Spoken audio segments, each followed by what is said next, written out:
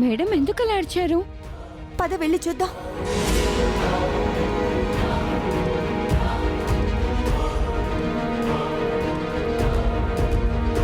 అవని, అవని, ఏమైంది? ఎందుకలా అరిచావు?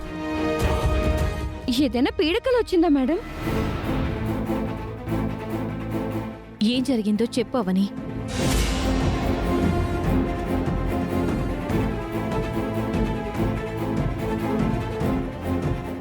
నాకు కలలో రకరకాల ప్రదేశాలున్న గుడులు కనిపించాయి. ఓ అడవి కనిపించింది.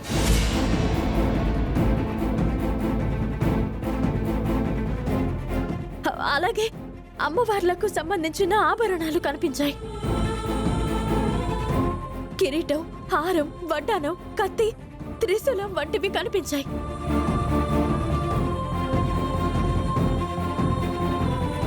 నువ్వు మాయ ఇంట్లో ఉన్న ఒక చాట్ని తీసుకొచ్చావు కదమ్మా. ముక్కు పుడక తప్ప అందులో ఉన్న ఆభరణాలన్నీ కనిపించాయి అర్చన. ఈ మధ్యకాలంలో ఎప్పుడు పుణ్యక్షేత్రాలు, ఆభరణాలు కలలోకి వచ్చిందే లేదు. అడవి ప్రాంతం అస్సలు రాలేదు. ఈ రోజు అవన్నీ నా కలలో ఎందుకు దర్శనమిచ్చాయో అర్థం కావడం లేదు. ఇలా కలలో రావడం దేనికి సంకేతమో, ఎవరికి సందేశమో తెలియడం లేదు. ఇంతకు ముందు నువ్వు టూరిస్ట్ గైడ్గా పనిచేసావు కాబట్టి అవన్నీ కలలోకొచ్చినట్టున్నాయి. అవని, అడవి ఎందుకొచ్చింది? మనం చూడని ప్రదేశాలు, సంబంధం లేని మనుషులు, పరిచయం లేని వస్తువులు కూడా కలలోకి వస్తూ ఉంటాయి. కలలకి అడ్డే ఉంది, ఊహలకి అంతం ఎక్కడుంది? కొన్ని కలలోకి రావడం వలన మంచి జరుగుతుందని, కొన్ని రావడం వలన చెడు జరుగుతుందని అంటారు. మేడంకి వచ్చిన కళ గురించి నువ్వేమంటావు గౌరమ్మ? కష్టపడకుండా వచ్చేది కల ఒక్కటే, కానీ అది తీరాలంటే కష్టపడక తప్పదు. పున్నమి వెన్నెలలో, రాత్రి ఒడిలో, కలల ఊయలలో హాయిగా నిద్రపోవాలని అందరికీ ఉంటుంది. అయితే కొన్ని ఆనందాన్నిస్తాయి, కొన్ని కలలు ఆందోళననిస్తాయి. తనకొచ్చిన కల దేనికైనా సంకేతమా, సందేశమా అని తను సందేహం అడిగింది కదా. నాకున్న జ్ఞానం ప్రకారం తన కల వెనక ఖచ్చితంగా ఏదో కారణం ఉందనిపిస్తుంది. నీకు కనిపించిన ఆభరణాల విషయంలో నీకు కనిపించని అమ్మవారు నీతో ఏదో చేయించాలని సంకల్పించినట్టుంది. ముందు ముందు నీ కర్తవ్యం ఏంటో ఏదో ఒక రూపంలో తెలియజేస్తుంది. ఆ అమ్మవారి సేవకి అంకితమైన దాన్ని నేను. నాతో తను ఏం చేయించాలని అనుకున్నా అందుకు నేను ఎప్పుడూ సిద్ధంగానే ఉంటాను. రావాల్సిన సమయంలో పిలుపొస్తుంది. అప్పటి వరకు ఆ విషయం గురించి ఆలోచించకుండా ప్రశాంతంగా ఉండు.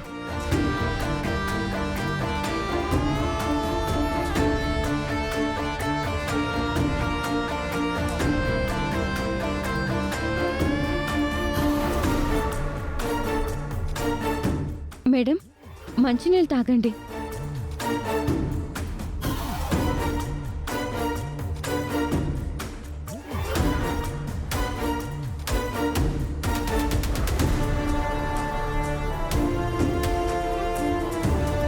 పడుకో అవని, పడుకో.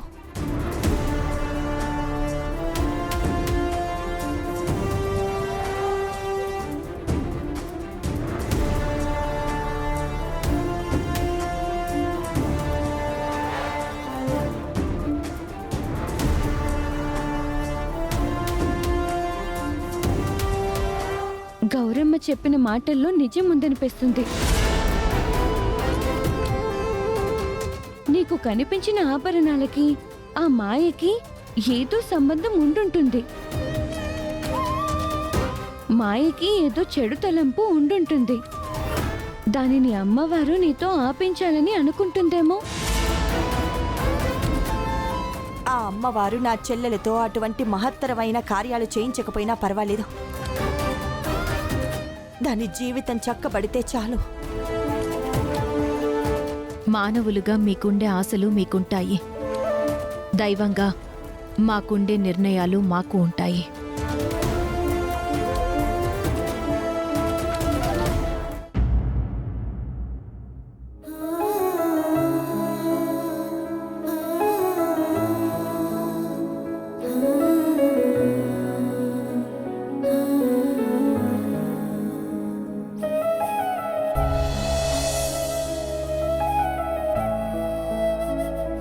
మా పండుగలలో, మా జాతరలలో అమ్మవారికి ప్రత్యేకమైన ప్రసాదాన్ని తయారు చేసి నైవేద్యంగా వాడతాము. ఈరోజు మంచి రోజని ప్రసాదం చేసి అమ్మవారికి పెట్టాను. నువ్వు చెప్పిన దాని ప్రకారం ఆ ప్రసాదానికి చాలా విశిష్టత ఉందైతే. అవును గౌరీ, ఈ ప్రసాదం వల్లే మా పల్లెటూరులో పంటలు పండుతాయి. అంతటి మహిమగలదిది. అవునా? అయితే నాకొక ఆలోచన వచ్చింది. ఏంటది? రాత్రి నీకు వచ్చిన కలకు కలవరం చెందావు. అలాగే మీ కుటుంబానికి ఏదైనా ప్రమాదం జరగబోతుందా అని భయపడ్డావు.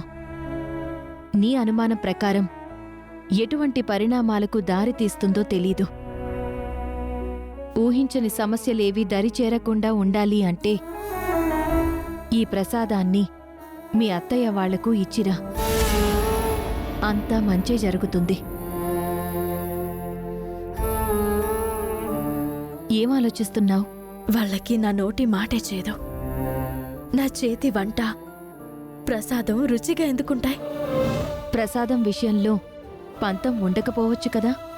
ప్రసాద విషయంలోనే కాదు, ప్రాణం పోతుందనుకున్న సమయంలో కూడా నా చేత్తో మంచి నీళ్లు కూడా తీసుకోరు. అంతటి పగదానిని, పడని దానిని అయిపోయాను గౌరీ. అవసరాలు ఆలోచనని మారుస్తాయి. ప్రమాదాలు పరిస్థితుల్ని మారుస్తాయి. అభిప్రాయాలని కాలం మారుస్తుంది. నా మాట విను. అత్తయ్య ప్రసాదాన్ని ఎవరూ తినకండి అని ఆజ్ఞాపిస్తుందేమోనని నా బాధ. కోపంతో నేలపాలు చేస్తుందేమోనని నా భయమంతా. మీ అత్త మరీ అంత మూర్ఖురాలు కాదని నేను నమ్ముతున్నాను. నువ్విస్తున్నది ప్రసాదం, విషం కాదు. నీ ప్రయత్నం నువ్వు చెయ్యి. మిగిలింది మీ అమ్మవారు చూసుకుంటుంది. వాళ్ళు నన్ను ప్రశంసించరు, విమర్శిస్తారు, అభిమానించరు, అనుమానిస్తారు. అయినా సరే నీ మాటని గౌరవించి వెళ్తాను.